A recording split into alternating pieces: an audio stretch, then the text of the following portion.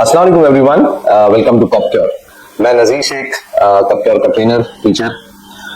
दरअसल एक्चुअली ये वीडियो बनाने का मकसद ये है कि हम एक्चुअली इसमें ये बता पाए कि हिजामा एक्चुअली हम उसको डिटॉक्सिफिकेशन क्यों कहते हैं। मतलब हम बोलते हैं गंदा खून आ गया, टॉक्सिन आ गया, तो दरअसल इसकी हकीकत क्या है, साइंस या रिसर्चेस क्या कहते हैं।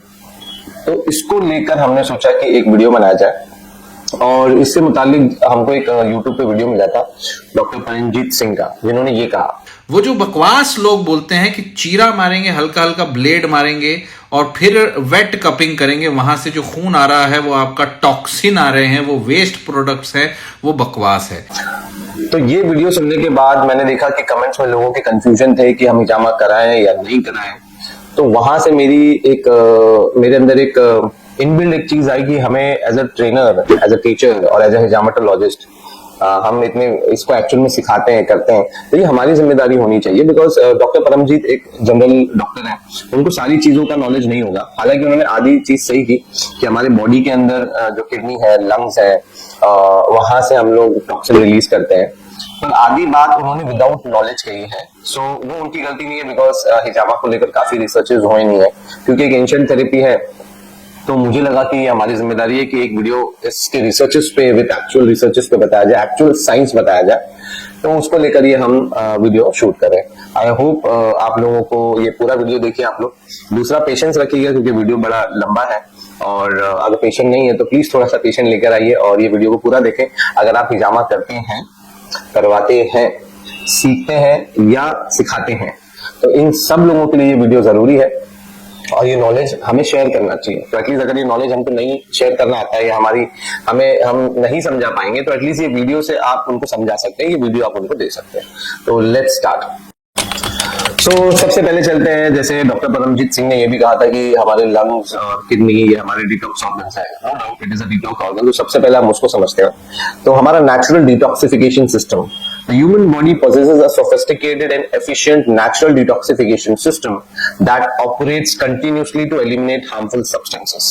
इसका मतलब ये कि हमारी बॉडी में ऐसे सिस्टम ऊपर वाले ने बनाया है कि उसके अंदर ऐसे ऑर्गन्स दिए हुए जो ऑलरेडी टॉक्सिन रिमूव करने का काम करते हैं। और वो सारे ऑर्गन्स के बारे में हम इन डिटेल तो नहीं जान सकते, बट एक ब्रीफ में आपको बता देता हूँ कौन कौन से ऑर्गन है जो हमारी बॉडी में एक्चुअली टॉक्सिन रिमूव करने का काम करते हैं।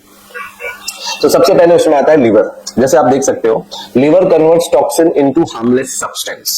सो लिवर के अंदर बेसिकली जो एंजाइम्स होते हैं वो टॉक्सिन को फेज 1, फेज 2 और फेज 3, इस तरीके के अंदर फेजेस होते हैं लिवर में, फेज 1, फेज 2, फेज 3। इसमें फेज 1 जो होता है, जिसके अंदर ना वो टॉक्सिन को मॉडिफाई करते हैं, मतलब हमारे जो टॉक्सिन होते हैं और ज्यादा रिएक्टिव हो जाते हैं, और फेज 2 में उसको डिटॉक्सिफिकेशन होता है उसका, और फेज 3 में वो एक्सक्रीट होता है। तो लीवर ये काम करता है। हालांकि मैं इन डिटेल इसको नहीं बना सकता वरना वीडियो बहुत लंबा हो जाएगा, पर मैं कोशिश करूंगा कि एक नेक्स्ट वीडियो सिर्फ बॉडी के जो नेचुरल डिटॉक्सिफिकेशन ऑर्गन्स है उसको लेकर हम लोग एक वीडियो इंशाल्लाह बनाएं। सेकंड जो ऑर्गन है वो हमारे को यूज होता है वो है kidney. Kidney filters blood to remove waste and excess substance. So filter क्या करता है, तो किडनी क्या करता है, ब्लड को फिल्टर करता है to remove waste and excess substances. तो मतलब किडनी का काम है एक्चुअली खून को फिल्टर करना। फिर एक्सक्रीट टॉक्सिन थ्रू यूरिन, तो पेशाब के थ्रू हमारे जो टॉक्सिन होते हैं वो वहां से निकालते हैं। तो किडनी का ये मेन काम होता है, इसके लिए भी हम डिटॉक्स ऑर्गन कह सकते हैं।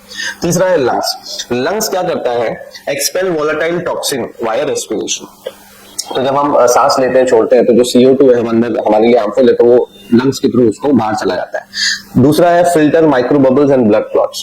अब माइक्रो बबल्स होते हैं, समझिए छोटे छोटे एयर पैकेट्स होते हैं हमारे उसके अंदर, तो ये क्या करता है, उसको फिल्टर कर देता है। अगर ये नहीं निकले ना तो फिर क्लॉट बनने के चांसेस है, वो हवा उसमें ही रहेंगे, एंड ब्लड क्लॉट्स बनने के चांसेस है। और ये ब्लड क्लॉट अगर रह जाए तो फिर हमें स्ट्रोक, हार्ट अटैक भी हो सकता है। तो लंग्स इस सारे क्लॉट्स को, इन सारे माइक्रो बबल्स को फिल्टर कर देता है, वो ब्लड स्ट्रीम में उसको जाने नहीं देता है। तीसरा इसमें जो ऑर्गन आता है वो है स्किन। अब स्किन क्या करता है, eliminates water, salt, urea and lactic acid through sweat. तो जब हमको पसीना आता है तो पसीना भी एक तरीके से टॉक्सिन को रिमूव करता है, ठीक है। तो इसीलिए एज अ हिजामा therapist, as a doctor of nutrition, सब ये कहते हैं कि आपको ऐसा एक्सरसाइज करना चाहिए जिसमें आपको एक्चुअल में पसीना निकले, क्योंकि अगर पसीना निकल रहा है इसका मतलब आपकी बॉडी से टॉक्सिन निकल रहा है। सेकंड इसमें बात है कि remove some heavy metals via sweating. Heavy metal जो होते हैं जो हमारी बॉडी में अंदर हमको जो जैसे कि एग्जांपल जिसको पथरी होती है वो मेटल एलिमेंट्स की वजह से होती है। तो ये सारे जब स्वेटिंग हम ज्यादा करेंगे तो हमको ये सारे मेटल से टॉक्सिसिटी रिमूव हो सकती है। तो स्किन भी है वो चौथी चीज जिससे बॉडी का सिस्टम है जिससे टॉक्सिन रिमूव होता है। और आखिरी सिस्टम है हमारा डाइजेस्टिव सिस्टम।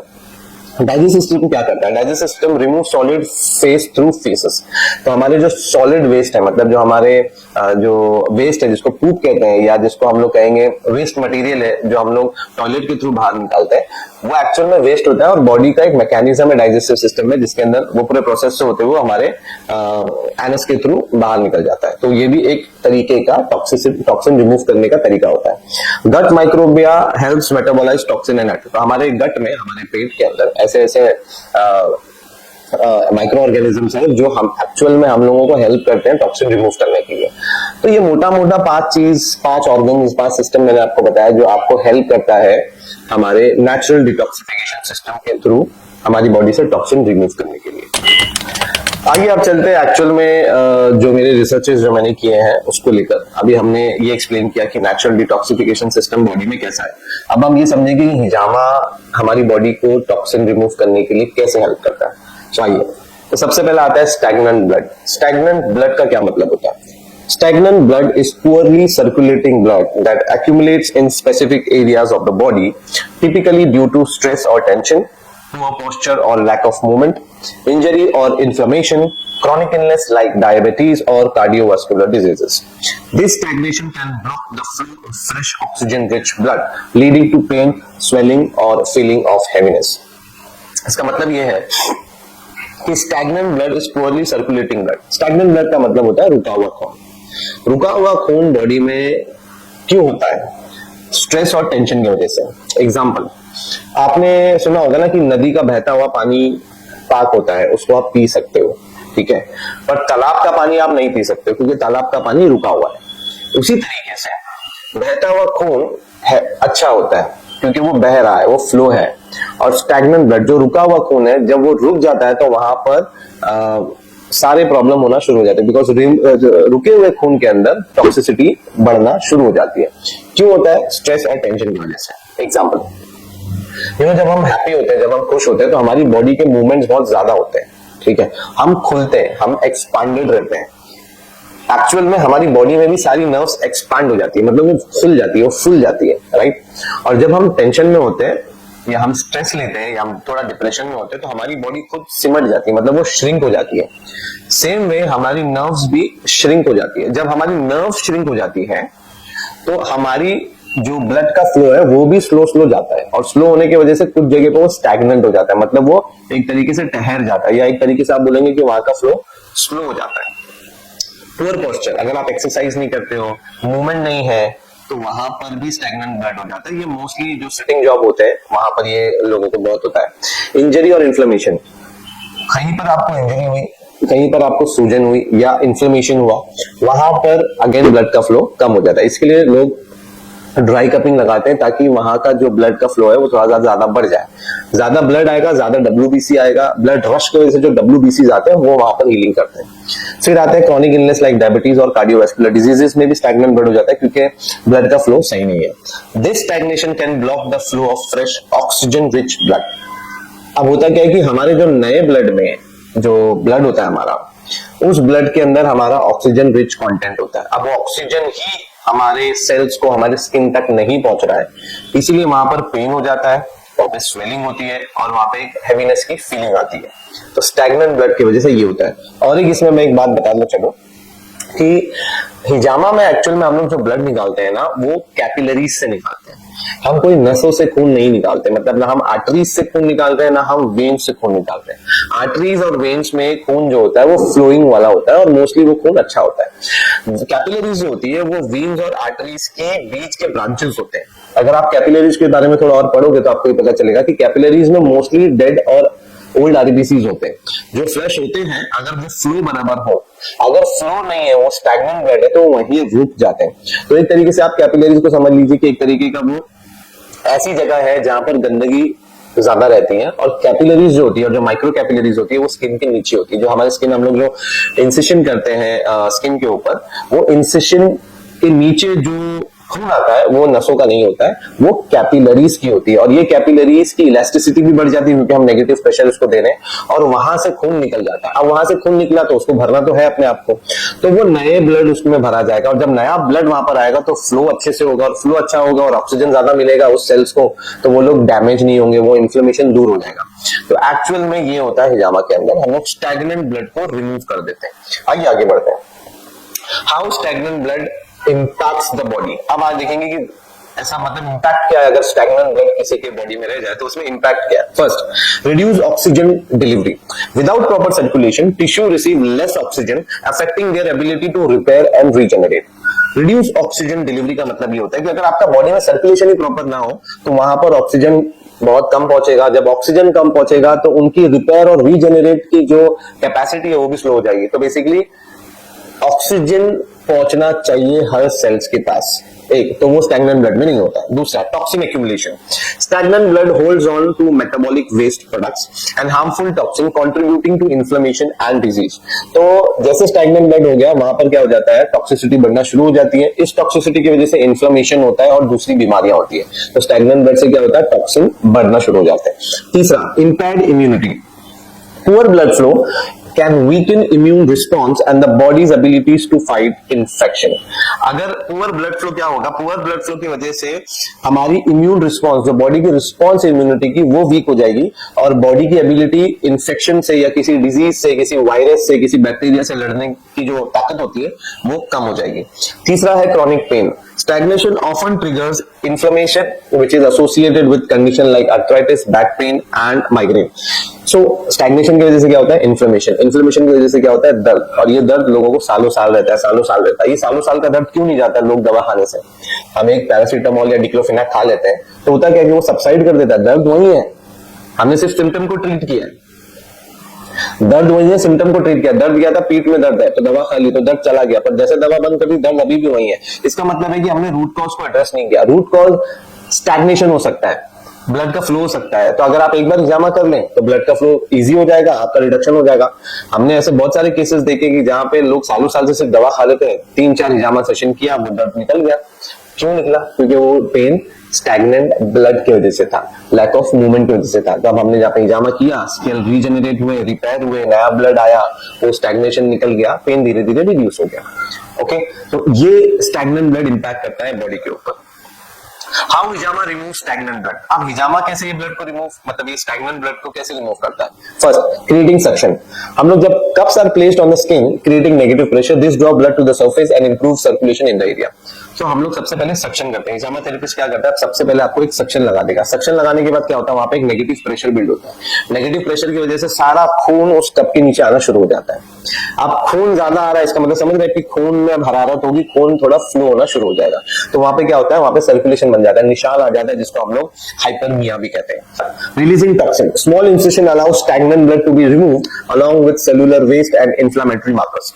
अब हम क्या करते हैं, जब हम कट लगाते हैं, जब हम इंसिशन करते हैं तो वो स्टैग्नेंट ब्लड जो रुका हुआ है काफी सालों से, महीनों से, वो हम निकालते हैं। जब हम उसको निकाल रहे हो तो उसके साथ सेलुलर वेस्ट वो भी निकल रहा है, and inflammatory markers. Inflammatory markers मतलब इन्फ्लेमेशन के ना अलग अलग मार्कर्स होते हैं।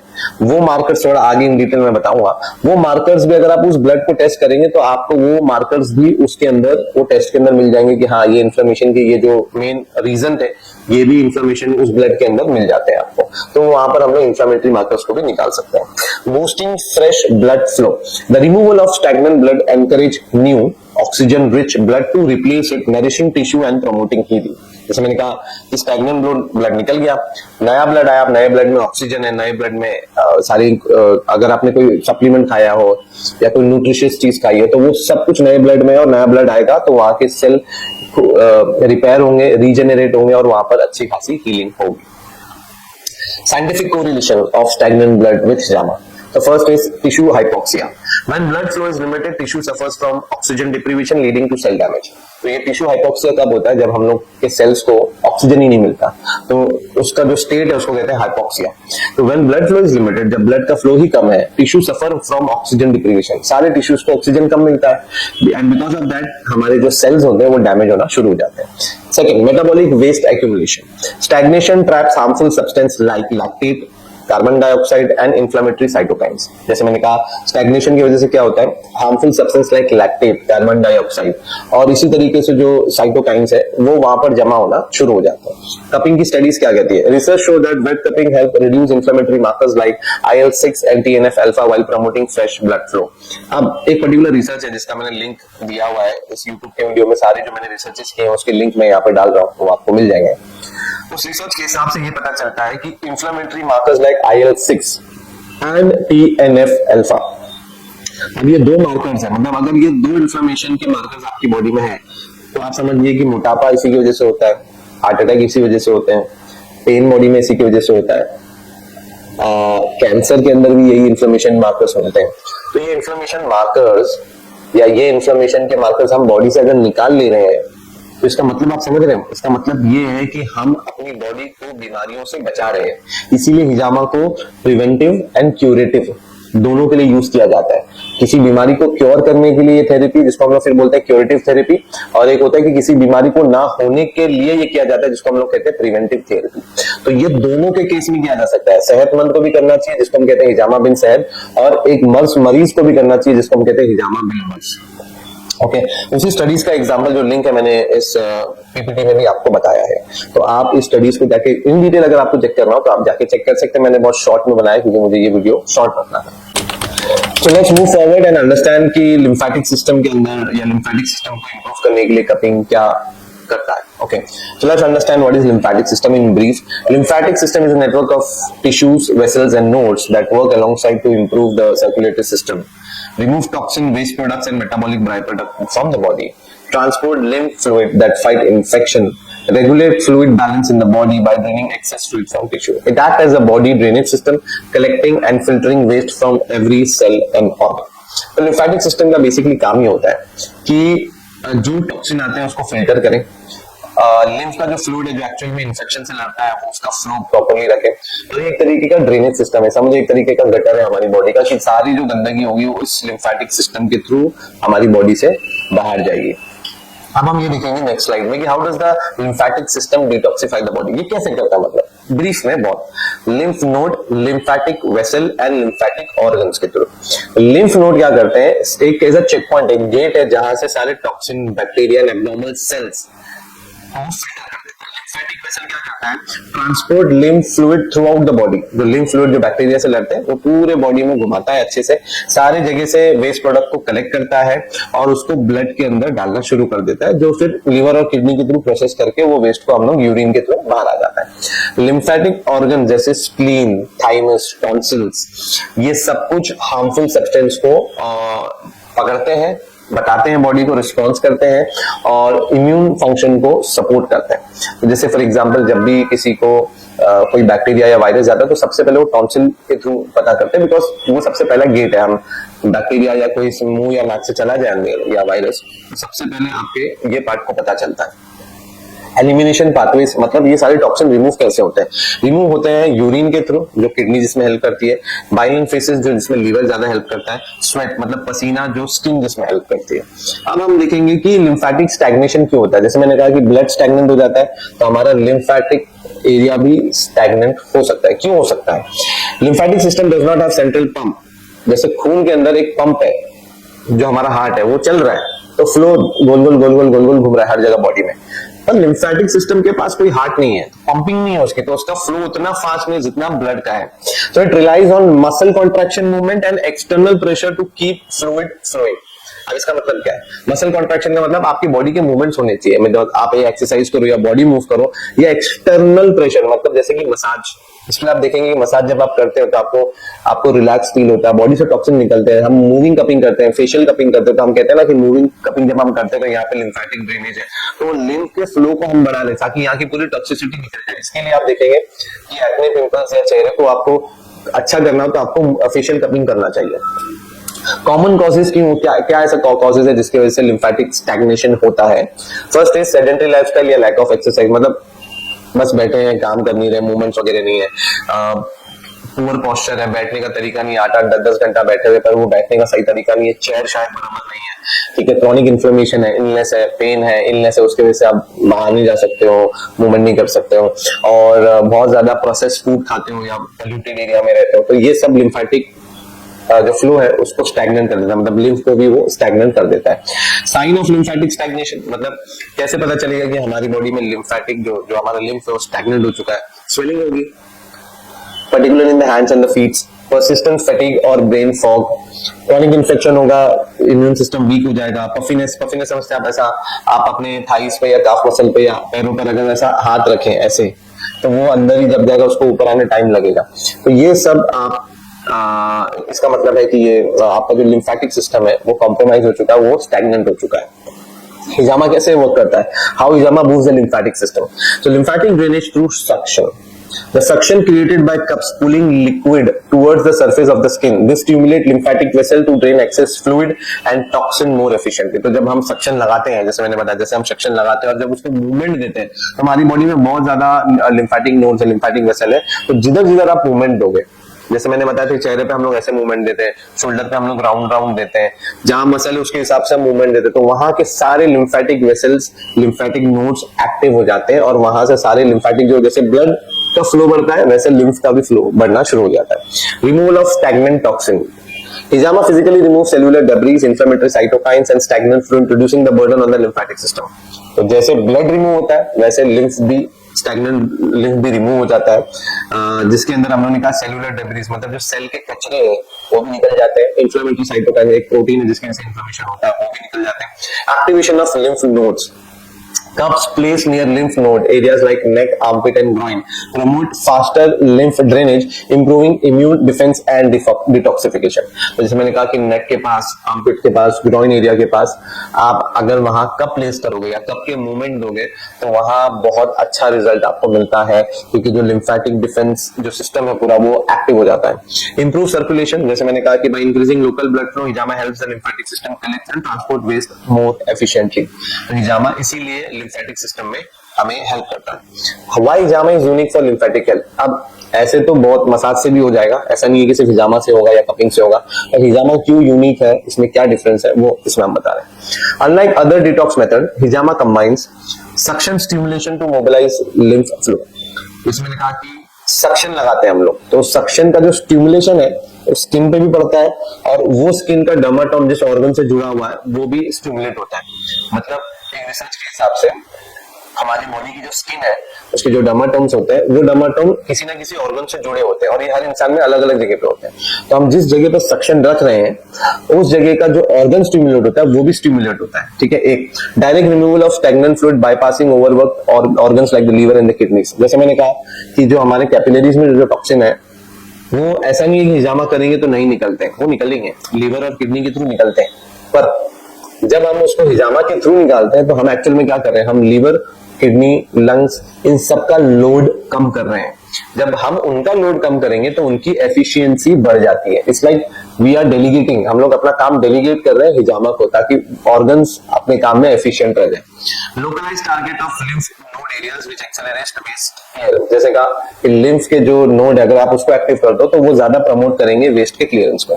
मैंने इसको लेकर जो मैंने बातें कही थी लिम्फेटिक सिस्टम को लेकर, ये 2018 में एक पब्लिश हुई थी इसकी research, journal of traditional and complementary medicine found that wet cupping improves microcirculation and stimulate the lymphatic system, aiding in detoxification and reducing systemic inflammation. तो इसकी जो रिसर्चेज है मैंने लिंक में दिया है और डिस्क्रिप्शन में भी डाला, वहां पे भी जाके इसको चेक कर सकते हैं। हिजामा roles in reducing inflammation. Inflammation किसको कहते हैं? What is inflammation? इन्फ्लेमेशन दो टाइप के होते हैं, एक है एक्यूट इन्फ्लेमेशन और एक है chronic inflammation. A short term response to injury और infection characterized by redness, swelling, heat and pain. तो ये एक्यूट इन्फ्लेमेशन होता है जब हमको चोट लग जाती है या हम लोगों को मार लग जाती है, तो जो स्वेलिंग आती है, जो रेडनेस आ जाती है, इसको हम लोग कहते हैं एक्यूट इन्फ्लेमेशन। क्रॉनिक इन्फ्लेमेशन किसको कहते हैं? जो ज्यादा लंबे टाइम तक रहती है। अ prolonged state where the immune system continues to release inflammatory markers with even in the absence of the direct threat, this can damage tissues and lead to chronic disease. Chronic inflammation में क्या होता है, जैसे अभी हमको चोट लग गई, मैंने कभी हाथ मार दिया, मुझे लाल लाल हो गया या मुझे स्वेलिंग आ गई, तो यहाँ पर तो बॉडी एक्चुअल में इन्फ्लेमेटरी मार्कर्स रिलीज करेगी बिकॉज हमें चोट लगी है एक्चुअली, और वो बॉडी के ब्लड स्ट्रीम में हमको इन्फ्लेमेटरी मार्कर्स मिल जाएंगे। पर जब क्रॉनिक इन्फ्लेमेशन में क्या होता है कि हमें चोट नहीं लगी है पर body still making the inflammatory markers और पूरी बॉडी में फिर इन्फ्लेमेशन रहता है, इस स्टेट को कहते हैं हम लोग chronic inflammation. Marker of inflammation मतलब इन्फ्लेमेशन के मार्कर्स, जो मैं बार बार बोल रहा हूँ इन्फ्लेमेशन मार्कर्स ये होते क्या है, तो फर्स्ट इज साइटोकाइन। साइटोकाइन क्या होता है, proteins that regulate the immune response such as TNF alpha, IL-6 एंड IL-1। तो साइटोकाइन एक प्रोटीन है जो रेगुलेट करता है इम्यून रिस्पांसेस को, जैसे मैंने कहा IL-6, TNF अल्फा, जो जिसकी बॉडी में ज्यादा होते हैं, ये ओबेसिटी, मोटापन का शिकार होते हैं, कार्डियोवैस्कुलर डिजीजेस के शिकार होते हैं, डायबिटीज के शिकार होते हैं। सेकंड है prostaglandins, lipids compound involved in pen and swelling. तो ये एक कंपाउंड होते हैं, लिपिड्स के कंपाउंड होते हैं जो एक्चुअल में इन्वॉल्व होते हैं पेन और स्वेलिंग के अंदर, तो ये भी इन्फ्लेमेशन के मार्कर्स हैं।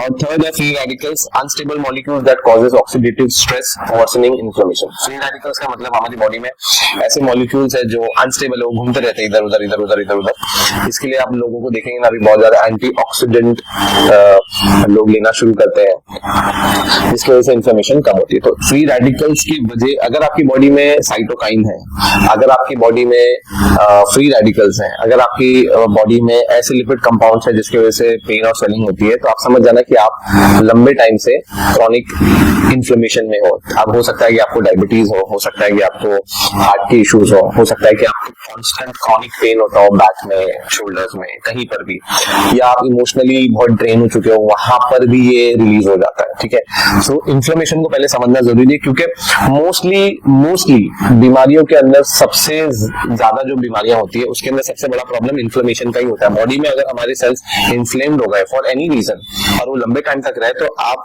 एक क्रॉनिक डिजीजेस में, इलनेस में फंस जाओगे। How hijama reduces inflammation. अब हिजामा का क्या रोल है, हिजामा कैसे उस इन्फ्लेमेशन को रिड्यूस करता है, let's see. Physical remover of inflammatory by products. हिजामा creates suction, drawing out stagnant blood, cellular waste and inflammatory by products from the tissues. Studies have shown that wet cupping reduces the level of pro-inflammatory cytokines like TNF alpha and IL-6. The process physically removes compounds like free radicals, uric acid and heavy metals, all of which contributes to inflammation. तो पहले क्या है कि भाई जब हम हिजामा को cut करते हैं, जैसे है ना, हमने कट किया, कट करने पे जो खून आया उसको, वो उस खून को लेकर जो टेस्टिंग हुई, उस टेस्ट में उस खून में ये पता चला कि वहां पर pro inflammatory cytokines, TNF alpha, IL-6, IL-1 ये सब निकलता है, फ्री रेडिकल्स मिलते हैं, यूरिक एसिड निकलता है और हेवी मेटल्स, ये सब इन्फ्लेमेशन में आते हैं। तो इसीलिए हम बोलते हैं कि हिजामा से गंदा खून बाहर आता है, टॉक्सिन बाहर निकलते हैं। ये स्टडी उस बात का प्रूफ है। Second, improved blood circulation. By enhancing blood flow to the affected area, hijama drives fresh oxygen-rich blood that promotes healing and reduce localized inflammation. अब obviously जब वहाँ पे हमने हिजामा किया, खून को निकाल दिया, अब नया खून आएगा तो ऑक्सीजन ज्यादा आ गया उस ब्लड में, उस एरिया में, और वहाँ पे अगर कोई इन्फ्लेमेशन था वो धीरे धीरे अब रिड्यूस होना शुरू हो जाएगा। Improved circulation also helps to flush out metabolic waste product that would otherwise contribute to inflammation. अब क्योंकि सर्कुलेशन इंप्रूव हो गया है, तो जो मेटाबॉलिक वेस्ट अगर वहां रहता तो इन्फ्लेमेशन बढ़ता, अब वो भी निकल गया वहां से। अब सर्कुलेशन अच्छा है, जो आप ब्लड में अच्छी चीजें खा रहे हो वो आपके ब्लड में, और वो ब्लड अब आपके ये नए सेल्स हैं जहाँ पे आपने हिजामा किया है वहां पर ये आ जाएगा। Third point is reduction of oxidative stress. हिजामा helps to neutralize free radicals by stimulating the production of antioxidant such as glutathione. This reduce oxidative stress which is major driver of chronic inflammation. जैसे मैंने कहा कि inflammation के markers में से एक है फ्री रेडिकल्स। अब फ्री रेडिकल्स को निकालने के लिए हम लोग को एंटीऑक्सीडेंट लगेंगे। अब जब हम हिजामा करते हैं तो हमारी बॉडी में ना हार्मोनल चेंजेस होते हैं। जैसे हम हेड में हिजामा करते हैं तो हार्मोनल चेंजेस होते हैं, बैक में सुन्ना पॉइंट जिसको कहते हैं वो एनर्जी पॉइंट है, वहां पर अगर हम हिजामा करेंगे तो हार्मोनल चेंजेस होते हैं। तो हमारी बॉडी में जैसे एक हार्मोन है जिसको हम कहते हैं ग्लूटाथियोन, जो अभी फेमस है, जो लोग स्किन वाइटनिंग के लिए लेते हैं। तो ग्लूटाथियोन बाय डिफॉल्ट हमारी बॉडी बनाती है, केमिकल है जो हमारी बॉडी खुद बनाती है। जब हम हिजामा करते हैं तो ग्लूटाथियोन रिलीज होता है, जिसकी वजह से ये फ्री रेडिकल्स, एंटीऑक्सीडेंट इसको मिल जाता है, ये फ्री रेडिकल्स हट जाते हैं। तो ये हट गए मतलब आपका इन्फ्लेमेशन बॉडी में कम हो गया। Regulation of the immune system, हिजामा modulates the immune response by reducing hyperactive immune activity which can exacerbate chronic inflammation. It helps restore balance to the immune system, reducing auto immune attacks on healthy tissues. हिजामा क्या करता है, आपके immune system को regulate करता है। इसको अगर शॉर्ट में बताऊं तो आपकी इम्यूनिटी बढ़ती है, और एक कंडीशन होती है मेडिकल में जिसको हम कहते हैं ऑटो इम्यून डिसऑर्डर। तो अगर आप रेगुलर हिजामा कर रहे हो या आपको ऑटो इम्यून डिसऑर्डर है, जिसमें मेडिकल स्ट्रीम ये कहती है कि ऑटो इम्यून डिसऑर्डर क्यों होती है वो उनको ये नहीं पता, अभी तक रिसर्चेस नहीं हुए। और ऑटो इम्यून डिसऑर्डर के केस में उनका ये भी मानना है कि ये रिवर्स नहीं होता है, पर हमने ऐसे केसेस देखे हैं जहां पर ऑटो इम्यून कंडीशन हिजामा जब उनको मिला तो वो रिवर्स होना भी शुरू हुआ। बिकॉज अभी तक मेडिकल जो रिसर्चेस मेरे इल्म के हिसाब से कि अगर आपका ऑटो इम्यून डिसऑर्डर है तो वो कम नहीं हो सकता, उसको हम एक पर्टिकुलर टाइम तक रोक के रख सकते हैं, आगे नहीं बढ़ने दे सकते, पर पीछे नहीं जा सकता है। और हमने ऐसे कंडीशंस में देखे, खुद हिजामा किया है कि ऐसे लोगों को जिनको ऑटो इम्यून डिसऑर्डर है वहां से वो जहां पर भी होते हैं उसके पीछे मतलब वो उसके रिवर्स आना भी शुरू हुए हैं। Fifth is activation of lymphatic system. तो ये मैंने एक इसके पहले वाले इसमें बता दिया था कि हम लोग जब हिजामा करते हैं तो लिम्फेटिक सिस्टम पूरा एक्टिव हो जाता है, और उस लिम्फेटिक स्टैग्नेंट जब वो रिमूव हो जाता है तो हम बॉडी में इन्फ्लेमेशन धीरे धीरे कम हो सकता है। अब नेक्स्ट आते हैं साइंटिफिक एविडेंस सपोर्टिंग हिजामा एंटी इन्फ्लेमेटरी इफेक्ट। अब ये जब जो हमने बातें की है इसका साइंस क्या है, इसका प्रूफ क्या है। तो सबसे पहले एक स्टडी हुई थी कपिंग एंड साइटोकाइन, जब मैं बोल रहा हूँ एंटी इन्फ्लेमेटरी मार्कर्स के बारे में, तो ये जो स्टडी हुई थी 2018 में, complementary therapies in medicine found that wet cupping therapy significantly reduced levels of TNF alpha and IL-6, both key markers of inflammation in patient with chronic pain। तो ये एक स्टडी है, इसकी लिंक मैंने डिस्क्रिप्शन में दी है, आप जाके देख सकते हैं। ऑक्सीडेटिव स्ट्रेस रिडक्शन, जो मैंने कहा कि फ्री रेडिकल्स कम होते हैं, तो उसका कंक्लूजन क्या था उस स्टडी का, हिजामा decreases oxidative stress by lowering malodialdehyde, that is called MDA, a marker of free radical damage। तो मैंने कहा था कि ग्लूटाथियोन रिलीज हो जाता है, बॉडी में हार्मोनल चेंजेस होते हैं, तो जिससे ऑक्सीडेटिव स्ट्रेस बॉडी का रिड्यूस हो जाता है। तो ये 2019 की स्टडी है, इसका भी लिंक हमने दे दिया है।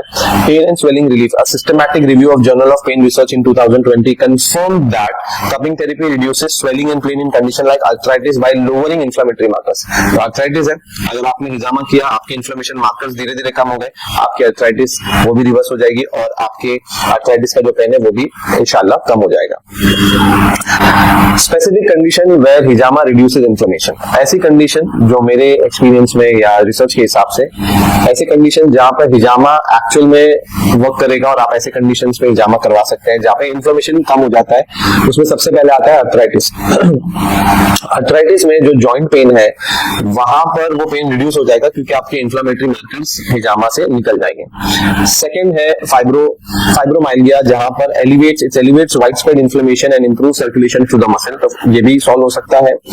थर्ड है माइग्रेन, यहाँ पर भी माइग्रेन मतलब माइग्रेन में आप हिजामा करें तो बहुत ज्यादा इफेक्टिव है, मेरे हिसाब से भी मैंने बहुत सारे माइग्रेन के केसेस किए, because it lowers neuro inflammation and improves blood flow to the head. जब हम इस हेड पे हिजामा करते हैं तो ब्लड का फ्लो ज्यादा आता है इसके लिए, बिकॉज लैक ऑफ ऑक्सीजन की वजह से हेड में बहुत पेन होता है। Autoimmune disorder, it reduces immune system over activation and inflammation in affected tissues. तो हिजामा जब हम करते हैं तो हमारा जो इम्यून सिस्टम इतना ओवर एक्टिव हो जाता है ना ऑटोइम्यून डिसऑर्डर में कि वो हमारी इम्यूनिटी को मारना शुरू कर देता है, हमारी इम्यूनिटी हमको ही मारना शुरू कर देती है, तो वो जो हाइपर एक्टिविटी है उसकी वो उसको रिड्यूस करता है। Skin condition helps remove inflammatory waste product that worsen flares up. Skin conditions में तो मेरे ख्याल से हिजामा सबसे बेस्ट वर्क करता है। एक्जिमा हो, रोसैशिया हो, सोरासिस हो, फंगल इन्फेक्शन हो, आप ऐसे केसेस पे अगर आपको है तो आप जाके कराइए, और आप एज अ हिजामा थेरेपिस्ट मेरी बात को सुन रहे हो तो ऐसे केसेस को करिए, बहुत बेहतरीन रिजल्ट आपको स्किन कंडीशंस में मिलते हैं।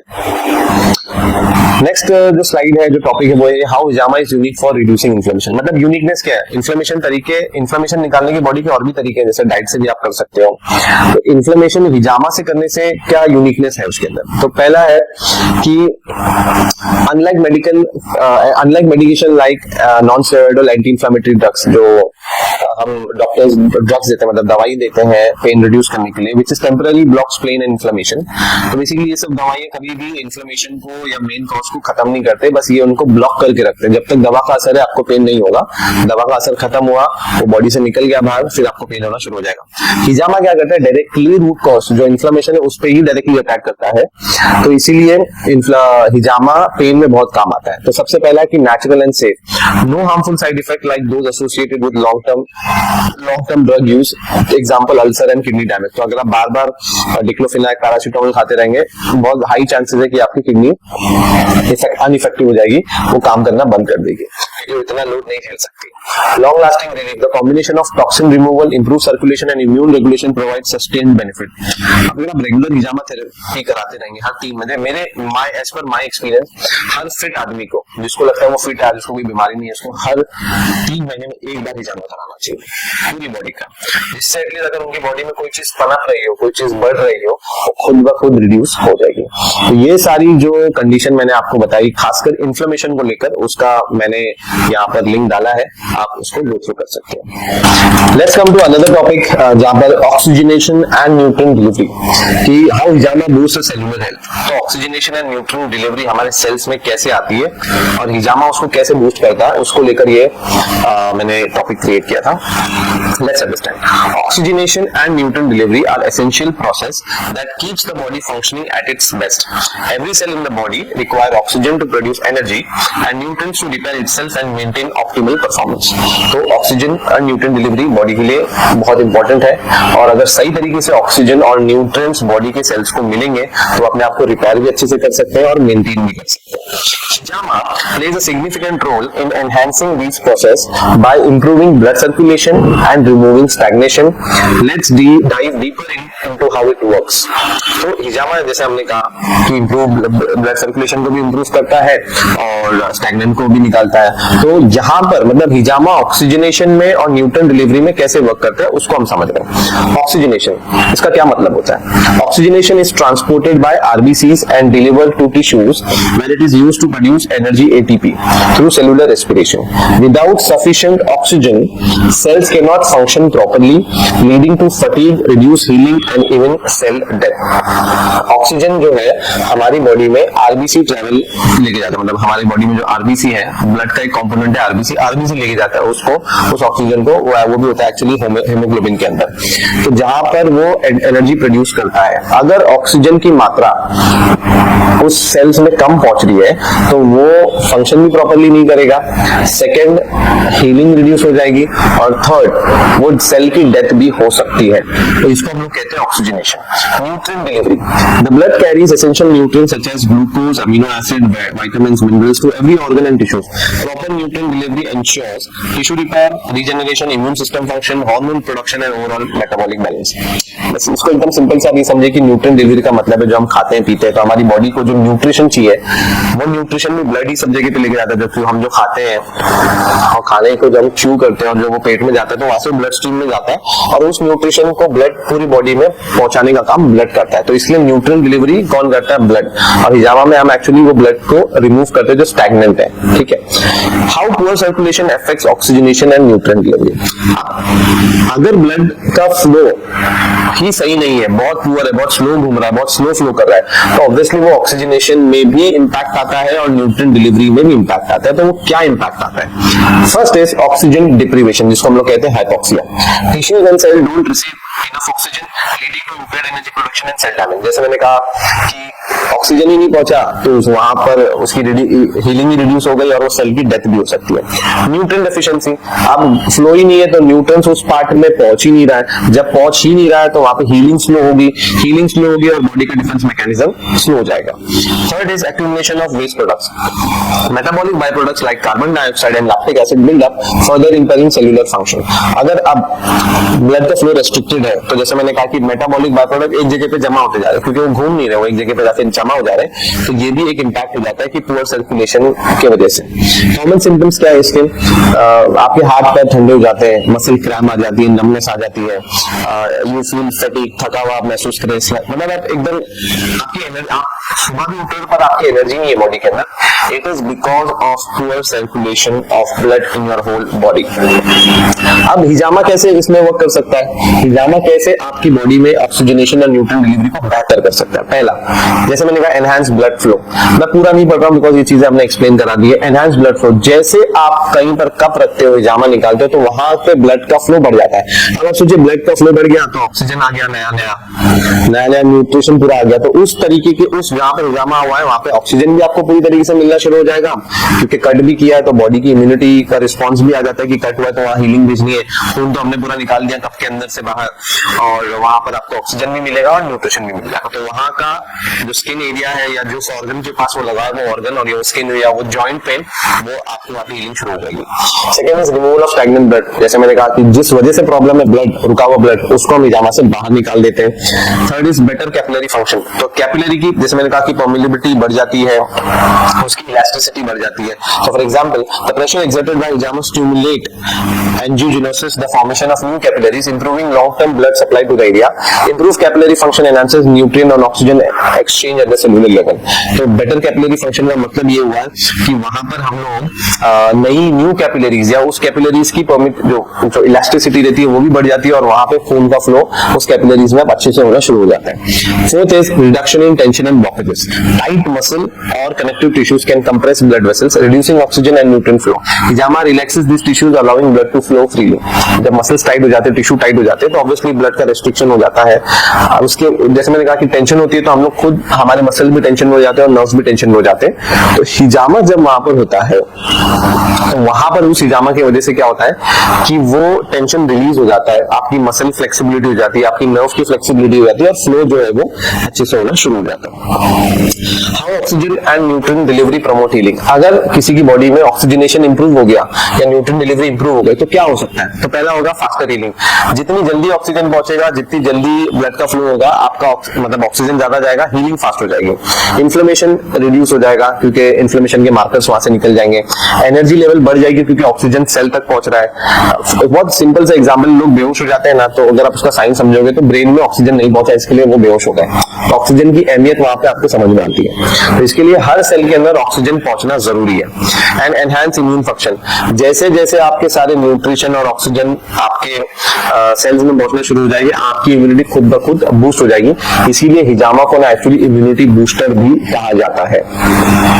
क्या साइंटिफिक एविडेंस है? जो मैंने अभी इतनी सारी बातें करी, तो वो साइंटिफिक एविडेंस आप देख सकते हो कपिंग एंड माइक्रो सर्कुलेशन को लेकर कि 2019 में एक रिसर्च हुई थी जिसका कंक्लूजन ये था कि that cupping therapy increases micro circulation in the skin and underlying tissues, improving oxygen and nutrient delivery.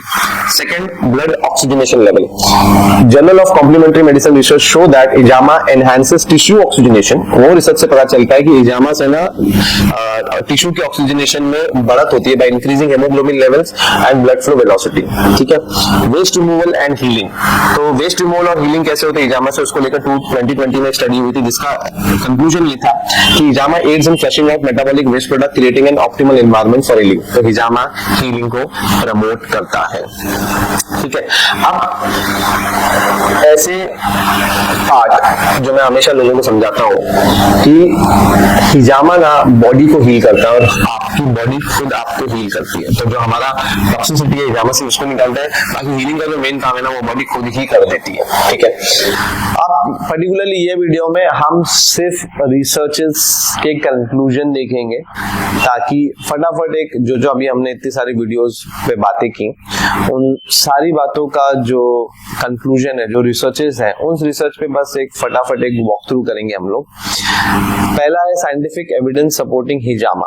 अब ऐसे क्या साइंटिफिक एविडेंस है जो हिजामा को सपोर्ट करते हैं? तो पहला स्टडी है 2015 का, publish in the journal of integrative medicine, measures that level of heavy metal such as lead, cadmium and mercury in the blood before and after cupping therapy. The study concluded that wet cupping significantly reduce heavy metal levels, confirming its role in detoxification. अब ये है 2015 की report जहां पर ये पता चलता है उस रिसर्च में कि हैवी मेटल्स जो बॉडी में होते हैं, जैसे कि लेड, कैडमियम है, मर्क्यूरी, ये बॉडी से निकालती है। अगर कोई चीज आपकी गंदगी को बॉडी से निकालती है तो उसको ही डिटॉक्सिफिकेशन कहते हैं। डिटॉक्स का मतलब ही होता है कि टॉक्सिन को रिमूव करना, डिटॉक्स, और उस प्रोसेस को जो निकालते हैं उसको कहते हैं डिटॉक्सिफिकेशन। इसके लिए हिजामा एक डिटॉक्सिफिकेशन थेरेपी है। आप उसको कराएंगे, आपकी बॉडी से कचरा, टॉक्सिन, गंदी चीजें सब बाहर आ जाती है। सेकेंड है एलिमिनेशन ऑफ यूरिक एसिड, ये भी रिसर्च है। Wet cupping has been shown to lower uric acid levels. In a 2018 study published in Complementary Therapies in Medicine, confirmed that hijama facilitated the removal of uric acid through the process of bloodletting.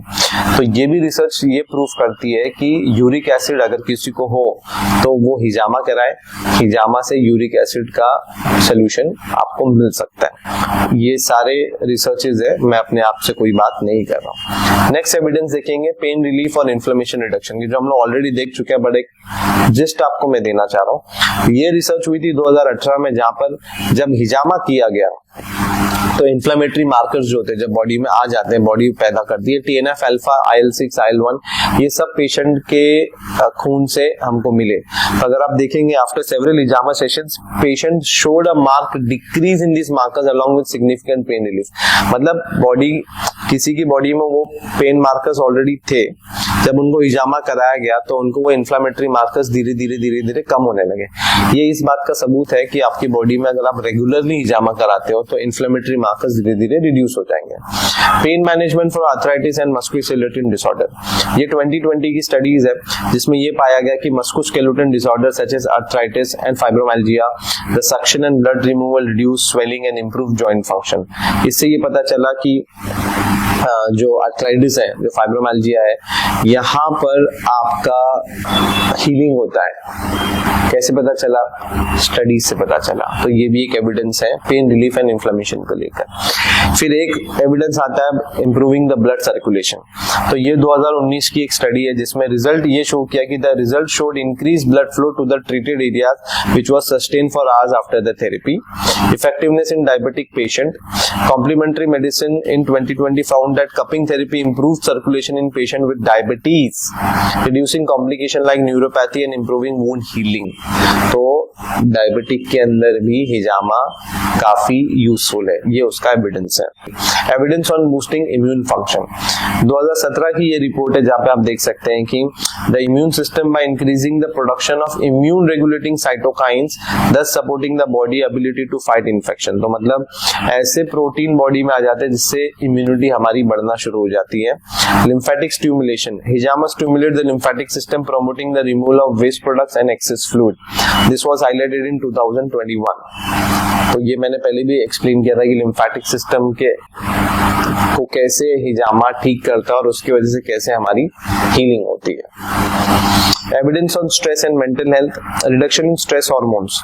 2019 में एक research हुआ था जिसमें ये पता चला जो cortisol है, एक हार्मोन होता है जो जब आपकी बॉडी में स्ट्रेस ज्यादा हो जाता है तो कॉर्टिसोल इंक्रीज हो जाता है। तो कॉर्टिसोल के level, result showed a significant reduction in cortisol indicating it's stress relieving properties. तो जैसे आप हिजामा करते हो तो आपकी बॉडी में जो स्ट्रेस होता है ना, स्ट्रेस हार्मोन होता है, वो धीरे धीरे रिड्यूस हो जाता है। तो इसके लिए हिजामा स्ट्रेस में भी काफी यूजफुल है। मेंटल क्लैरिटी एंड रिलैक्सेशन, हिजामा increases endorphin level promoting relaxation and mental clarity. Patient reported feeling rejuvenated and calm after treatment. इसके पर मैं खाली इतनी छोटी सी बात करता हूँ। हमारी बॉडी में हैप्पी हार्मोन्स है जो मैंने एक्चुअली कोर्स में एक्सप्लेन भी किया है हैप्पी हार्मोन्स को लेकर। तो हिजामा में ना चारों हार्मोन्स आपके एक्टिवेट हो सकते हैं और जिसकी वजह से आपको हैप्पीनेस फील होती है। तो पहला हैप्पी हार्मोन होता है आपका एंडोर्फिन। एंडोर्फिन तुरंत उस टाइम पे रिलीज होगा जब आपको ब्लेड लगेगा। जैसे ब्लेड लगेगा आपकी बॉडी में एंडोर्फिन रिलीज हो जाएगा। तो वो पेन, उसको बोलते ही पेन रिलीफ है, वो नेचुरल पेन किलर है। आपका जो एंडोर्फिन होता है वो नेचुरल पेन किलर है। तो एक हार्मोन रिलीज हो गया। जब हम हिजामा करते हैं तो हम अपने पेशेंट को ये कहते हैं कि आप थोड़ा सा चैरिटी करके आइए, ठीक है। अब ये रिलीजियसली आया था कि सदका देना चाहिए या चैरिटी देकर आना चाहिए। इससे क्या होता है कि जब आप किसी को चैरिटी देते हो या आप किसी की हेल्प करते हो तो आपकी बॉडी में एक और हार्मोन रिलीज हो जाता है। जिसको हम कहते हैं सेरोटोनिन, ठीक है। तीसरा हार्मोन जो निकलता है बॉडी से होता है वो ऑक्सीटोसिन, बिकॉज हम ह्यूमन टू ह्यूमन टच होता है। जब हम मसाज करते हैं पेशेंट को तो हमारा हाथ पेशेंट के हाथ स्किन पे जब टच होता है तो एक और हार्मोन रिलीज होता है, उसको कहते हैं हम ऑक्सीटोसिन। और फोर्थ हार्मोन जो होता है वो है डोपामाइन। डोपामाइन हमारी बॉडी में, हम जब हिजामा करते हैं हेड में, बैक में, एनर्जी पॉइंट्स में, तो वहां पे डोपामाइन इंक्रीज होता है। तो ये रिसर्च के हिसाब से पता चला था कि ये 4 हार्मोन भी रिलीज होते हैं। तो अगर आप हिजामा करते हो तो चारों हैप्पी हार्मोन्स जो आपको मिलते हैं उसकी वजह से आप रेजुविनेटेड फील करते हो, आपको एनर्जी लगती है, आपकी बॉडी हल्की हो जाती है। तो ये सब उस हार्मोन्स के वजह से होता है। और वो ये एक वाहिद थेरेपी है जो मुझे लगता है इकलौती थेरेपी है जिसमें मुझे लगता है कि ये चारों हार्मोन्स को वो रिलीज करने की ताकत रखता है।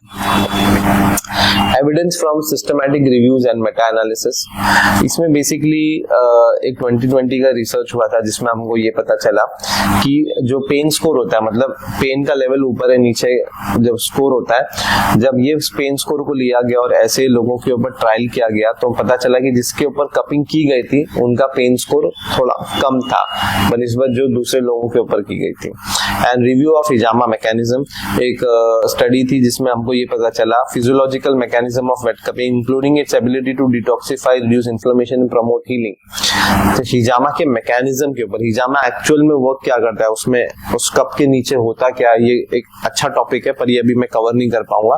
बट उसमें ये पता चला कि उस मैकेनिज्म की वजह से इंसान के अंदर हीलिंग शुरू होती है। तो ये सब सारे रिसर्चेस हमने आपके सामने इसके लिए रखा ताकि लोगों के पास एटलीस्ट एक एविडेंस रहे, कुछ बात करने के लिए कोई डॉक्यूमेंट रहे। तो मैंने ये स्लाइड के अंदर आपको सारे रिसर्चेस के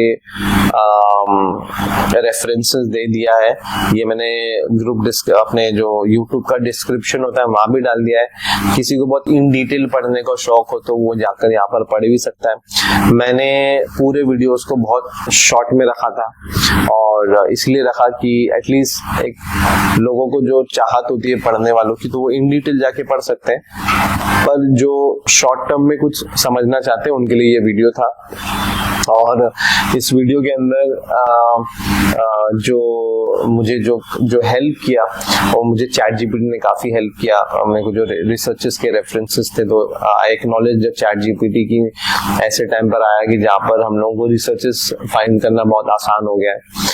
and I would also request doctors like doctor Paramjeet की विदाउट नॉलेज जब वो करते, बिकॉज नॉलेज नहीं है उनकी गलती, मैं उनकी गलती या हाईलाइट करने के लिए नहीं बता रहा हूँ, पर क्योंकि ये पुराना वीडियो है, काफी साल पहले उन्होंने डाला था, अब रिसर्चेस है, मैंने रिसर्चेस बता दिया। आप खुद भी वो डॉक्टर परमजीत भी अगर ये रिसर्चेस करेंगे या इस जैसे लोग डॉक्टर परमजीत जैसे लोग जिनको थोड़ा मिसकंसेप्शन था, मिसअंडरस्टैंडिंग था, तो अब वो थोड़ा पढ़ेंगे, कुछ बुक्स पढ़ेंगे, कुछ रिसर्चेस पढ़ेंगे, तो आई होप कि वो भी इस बात को समझेंगे और वो भी अपना जो पॉइंट ऑफ व्यू था उनका हिजामा को लेकर वो चेंज करेंगे। तो मेरी रिक्वेस्ट है कि इस वीडियो को ज्यादा से ज्यादा लोगों तक शेयर किया जाए, नॉट बिकॉज कि मेरे को अपना वीडियो प्रमोट करना है, but because I believe that hijama is my part, it is my life. मैंने अपनी पूरी अभी लाइफ हिजामा को दी है, मैं डेडिकेट कर रहा हूँ कि मैं हिजामा की स्टडीज को लेकर आगे बढ़ूं, चीजें करूं,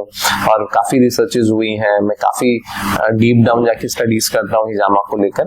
तो क्योंकि ये मेरे थेरेपी मेरे से वैसे भी क्लोज है, क्योंकि ये मेरी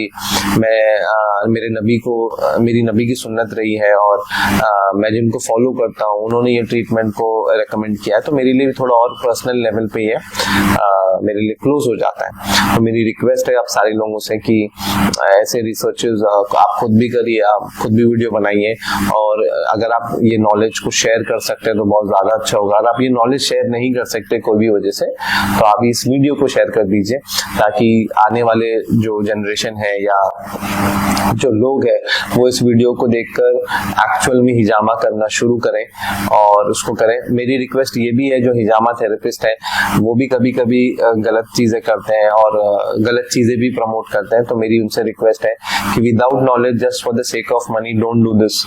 जस्ट पैसे किसी से मिल रहे तो कुछ भी बात उनको नहीं बताए, जितनी बात साइंटिफिकली साबित है, मेडिकली साबित है, सिर्फ उतनी बात बताएं, बाकी एक्स्ट्रा बात बताने की जरूरत नहीं है।